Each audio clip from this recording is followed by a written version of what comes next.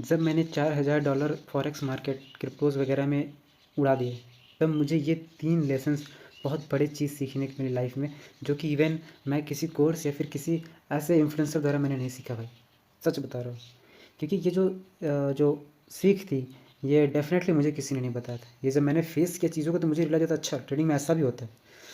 तो hi everyone, मेरा नाम है आनंद। मैं अभी 21 वर्ष का होने वाला हूँ।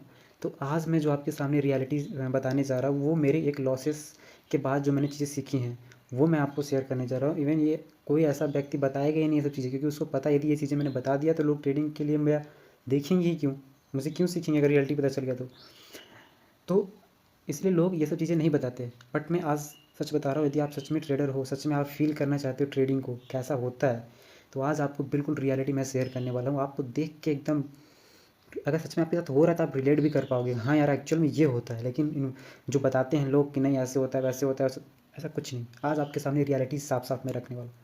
सबसे पहली पॉइंट होती है भाई रिस्क मैनेजमेंट। जब मैंने एक टाइम के बाद रिस्क को मैनेज कर करके लगभग 7-8 महीने में जब मैंने कैपिटल को बनाया, ये 1-2 महीने में नहीं बनाया था, ध्यान रखना।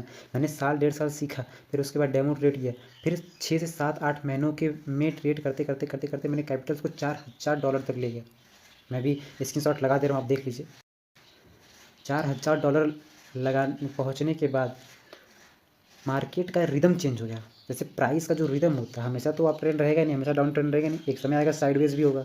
तो साइडवेज मार्केट का एक्चुअल में एक्सपीरियंस मुझे 20% था, ऐसा कोई एक्सपीरियंस नहीं था। बट उस मार्केट में ऐसा फंसा, वो मार्केट बहुत मंथली लेवल पे वो साइडवेज हो गया था। मंथली लेवल साइड मतलब 1 महीने साइडवेज मार्केट, और मेरा कोई एक्सपीरियंस था नहीं। इसी मार्केट्स में मैंने पूरा अपना कैपिटल आउट कर दिया भाई, पूरा कैपिटल आउट कर दिया।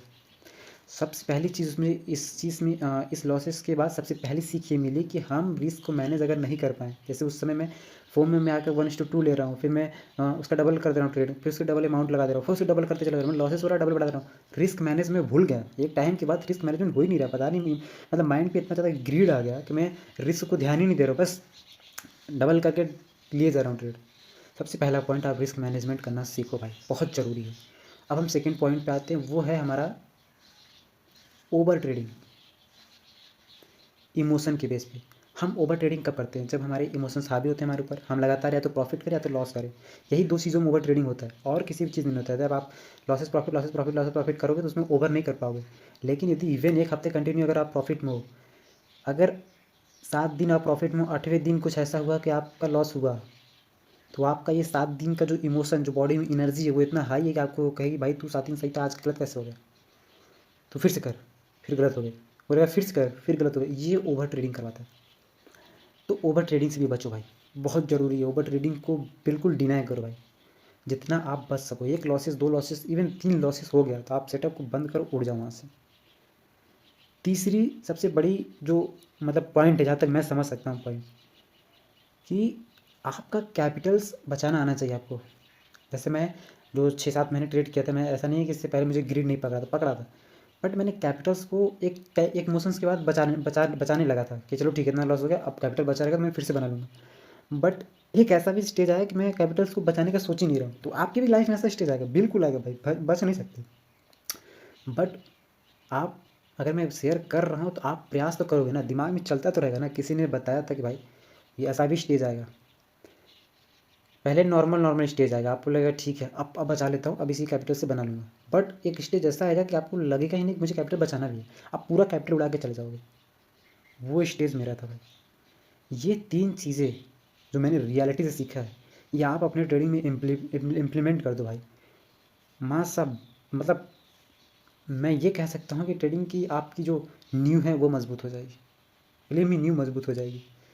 तो भाई आप इम्प्लीमेंट करके देखना, आपको रियलिटी आपको समझ में आ जाएगी कि कितना सच है ये। ठीक है। तो बाकी और मेरी, यदि आप लोग जर्नी देखना चाहते हैं कि मैंने कैसे अपनी चीज़ों को बनाया फिर उड़ाया, क्या मेरा बैकग्राउंड से, तो आप कमेंट करना। मैं चीज़ों को बिल्कुल आपको मिडिल्स एक ट्रेडर्स होता है ना, वो रियलिटी फेस करा दूँगा कि भाई ये एकदम लो लो क्वालिटी से आ रहा है, ऐसा कोई इसके बैकएंड में कोई ऐसा चीज़ नहीं है। ठीक है। मैंने कैसे चीज़ों को स्टार्ट किया, कैसे मैंने यहाँ तक पहुँचा, फिर कैसे गवाया, सारी चीज़ों को मैं, अगर आप इंटरेस्टेड हो देखने में तो बताना, मैं सारी चीज़ों को अपलोड कर दूँगा। आप लोग रिलेट करना, देखना, आप लोग को भी हौसला मजबूत होगा, नहीं ठीक है अगला इंसान कर रहा है तो मैं भी कर सकता हूँ। ठीक है। तो आज के लिए बस इतना, यही 3-4 पॉइंटें हैं। पहला, ओवर ट्रेडिंग कम करो। दूसरा, अपने जो वो क्या बोलते हैं उसको, रिस्क मैनेजमेंट है उसको।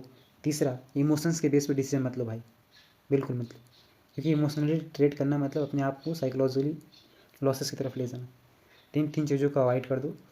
और ये सबसे खतरनाक था, ठीक है। लॉसेस टेम्परेरी था मेरा, बट जो लेसन मुझे मिला है ये परमानेंट है भाई।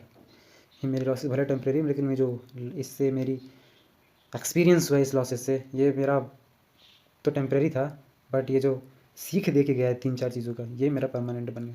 तो मैं यही चीज़ें आपके साथ शेयर करना चाहता। तो उम्मीद है कि आप इन चीज़ों को रिलेट कर पाओगे और सीख पाओगे। ठीक है, बाय बाय।